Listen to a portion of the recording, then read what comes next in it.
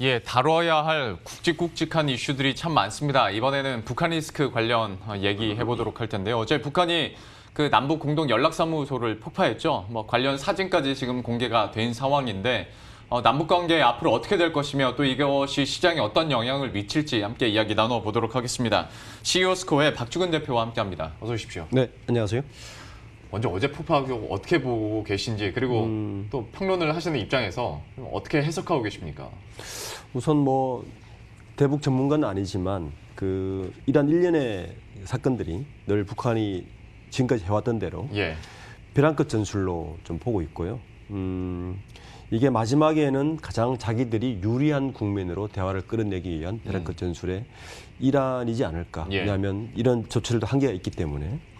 그래서 그렇게 본다면 오늘 우리가 다룰 남북 경협주라든지 이런 것에 대해서 그런 관점으로 좀 들여다보는 것이 맞지 않을까 하는 생각을 합니다. 그러면 관련해서는 제가 뒤에 추가적으로 질문을 드려보도록 하겠고, 그러니까 김여정 제1부부장이 어떤 폭파 관련해서 경고를 한 지 3일 만에 그렇습니다. 폭파를 한 거지 않습니까? 네. 그리고 지금 오늘 아침까지도 이제 흉흉한 북한의 대응책들을 계속 쏟아내고 있는 상황인데, 그러면 좀 이런 긴장 관계, 악화일로로 걷고 있는 두 나라 간의 관계가 당분간은 좀 이어질 것으로 볼 수밖에 없겠네요. 그렇죠. 아무래도 미국 대선이 있지 않습니까? 미국 대선에서 지금 코로나 때문에 아직 잠 중단된 것 같지만 사실은 7월 이후 가면 본격적인 대선 레이싱이 달리기 시작하거든요. 그럴 때 자기들의 어떤 포지셔닝을 분명히 할 것에 대한 메시지를 던져주고 있는 것이고, 또 그에 따라서 우리에게 요구하는 여러 가지들을 이러한 강경책으로 계속 요구할 가능성이 있지 않나라고 생각합니다. 그러니까 북한도 내부 정치라는 게 있으니까 갑자기 스탠스를 180도 돌릴 리는 만무하고. 그렇습니다. 하다 보니 좀 강경책들이 계속 나올 것 같은데, 저는 어제 그 폭파 얘기 듣고 나서 사실 저는 가장 먼저 떠오른 게 그러면 개성공단 관련 기업들 걱정이 크겠다라는 생각을 좀 했거든요. 여기는 그러면 계속 이대로 가는 겁니까? 어떻습니까? 그렇습니다. 어제 그렇지 않아도 공동성명 발표까지 했었죠. 50명의 기업인들이 모여서 어제 이제 이게 2시 49분에 폭발을 했고, 그리고 우리나라의 언론에 나온 거는 약 3시, 4시 정도 나왔었고, 장이 마감되고 났기 때문에 장외거래에서 이미 하락세를 면치 못했습니다. 좋은 사람들이라든지 대TI라든지 개성기업 관련 주들은 하락세를 면치 못했고, 아마 당분간은 오늘 또 뉴스를 보면 이미 개성공단에 북한 군부대가 이미 들어와 있는 상태거든요. 그래서 아마 당분간은 개성공단 관련 기업들은 이러한 지켜봐야 되지 않나 하는 생각이 듭니다. 그러면 그 개성공단 관련주로 이미 묶여 있는 기업들이 많다 보니까 여기에 대한 추가적인 하락도 불가피하겠네요. 불가피한 걸 봐야 되겠죠. 그러면 남북 경협주 같은 경우에는 어떻습니까? 여기는 왜냐하면 개성공단 관련주랑은 좀 결이 다르게 움직이는 경우들도 있고 뉴스가 나오면 좀 튀는 경우들도 있거든요. 좀 어떻게 보십니까? 맞습니다. 현재 현대엘리베이터라든지 현대중공업 같은 남북 경협주로 이제 분류가 되죠. 현대건설도 마찬가지고. 이미 그런데 이런 주들은 대형주인데다가 지난주에 김여정 부부장이 발표한 이후에 이미 하락세를 접어들었고, 어제 폭파가 추가적인 하락도 약간 있긴 하지만 더 이상 추락하기는 어려울 정도까지 내려와 있습니다. 그리고 사실 현재의 주식시장은, 국내 정시는 사실은 북한 문제 리스크도 늘 상존하고 있는 것이고, 그것보다는 미정시와 동조되는 경향이 훨씬 강합니다. 그리고 오늘 부동산 정책을 발표했듯이 제로금리 시대인데다가 오늘 발표되는 부동산 정책과 맞물리면서 정시로 돈이 몰려갈 것이 사실은 거의 확실시이기 때문에 하락세에 대한 저항선은 일정 부분 지탱해 주지 않나라는 생각을 하고 있습니다. 그러면 반대편에 있는 종목군들도 안 여쭤볼 수가 없는데, 이게 근데 방산주는 항상 이런 뉴스가 뜨면 튀는데 이미 그때 보면 늦은 상태이긴 하거든요. 그런데 이렇게 악화일로를 계속 걷는다면 추가적인 단기 수익을 노리고 방산주에 대해서 관심 갖고 계신 분들도 분명히 있을 거라고 봅니다. 어떻게 보십니까? 맞습니다. 방산주는 늘 이제 리스크와 상존하면서 성장을 장에서 호재를 맡고 있는데, 지금 거론되고 있는 방산주는 실제 보면 김정은 위원장의 건강 이상설이 있었던 4월부터 사실 이미 상승을 많이 했었어요.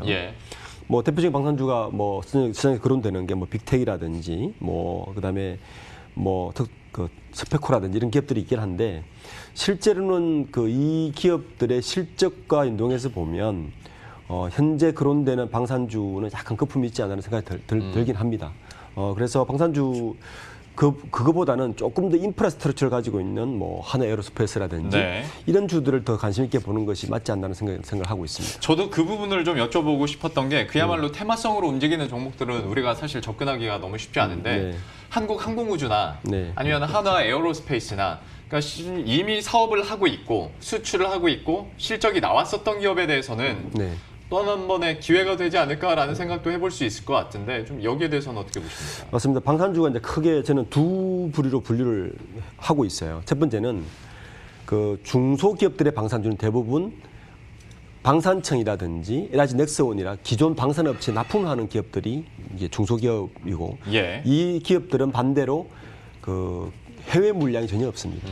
반대로 하나 에어로스페이스라든지 항공우주 같은 경우는 해외 물량이 있는 것이죠. 네. 그래서 이러한 리스크가 오히려 중소기업들에게는 호재가 오래 갈 것 같지는 않고 오히려 이런 탄탄한 실적을 가지고 있는 기업들이 더 오래 갈 가능성이 있다고 봅니다. 예, 역시 실적이 탄탄하고 사업을 이미 했었던 기업들에 대해서는 그나마 좀 긍정적으로 얘기를 해주셨는데 이것도 보면 요즘 뉴스 보니까 코로나19 때문에 각국 나라들이 국방 예산을 줄이고 있다고 그렇습니다. 하더라고요. 네. 여기 방산주에게는 악재가 될 수밖에 없는 뉴스이기 때문에 이것도 좀 참고를 하셨으면 좋겠는데 저희가 북한과 관련된 이야기를 하고 또 관련 뉴스들 오늘이나 내일도 계속 나올 것으로 예상이 됩니다만 관련해서 전략을 짜 본다면 쉽지 않은 질문이긴 합니다만 좀 어떻게 그림 그리고 계십니까? 우선 가장 중요한 건 실적이라고 저는 보고 있습니다.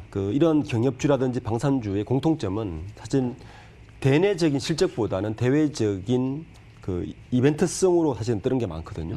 그럴 때마다 저는 실적을 먼저 보는데 실제 이런 방산 기업들 지금 뜨고 있는 기업들의 실적을 보면 예.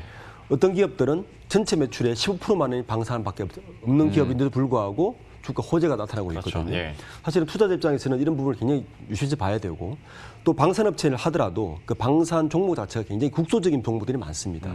항목 자체가. 이런 것들에 대해서는 유사하게 봐야 되고 어쨌든 중요한 건 실적이다. 실적이 뒷받침되지 않는 호재성 주식은 항상 문제가 있다. 우리가 신라전에서도 보아왔고 이래서 보아왔기 때문에 이러한 부분들을 꼼꼼히 보면서 방산주를 보되 또 하나는 어떤 특정 필드에서 방산을 하고 있느냐가 되게 중요합니다. 예. 어떤 고객을 가지고 있는가 되게 중요하기 때문에 이런 것까지 꼼꼼히 본 다음에 방산주에 접근하는 것이 맞다고 생각합니다. 예. 방산주에 대해서 얘기를 해주셨어요. 결국에는 그러니까 실적이 뒷받침돼야 투자를 하더라도 한다라고 하는데 다만 이게 뉴스별로 워낙 급등락이 자주 나타나고 그리고 전혀 우리가 예상할 수 없는 부분이기 때문에 이 방산주를 빼더라도 종목이 2,100개가 넘으니 그렇습니다. 예, 다른 종목에 조금 더 관심을 갖는 게 지금으로서는 좋지 않을까라는 생각도 한번 해봤습니다. CEO 스코어의 박주근 대표와 함께했습니다. 오늘 말씀 고맙습니다. 감사합니다. 네, 그럼 저희도 여기서 인사드리도록 하겠습니다. 참 이슈들도 많고 시장에 영향을 줄 만한 뉴스들도 계속 들려오고 있는데요. 시장 변동성에 대해서도 좀 잘 대응하셨으면 좋겠고요. 저희들은 내일 이 시간에 또 새로운 소식들과 전략들 들고 다시 찾아뵙도록 하겠습니다. 시청해주신 여러분 고맙습니다.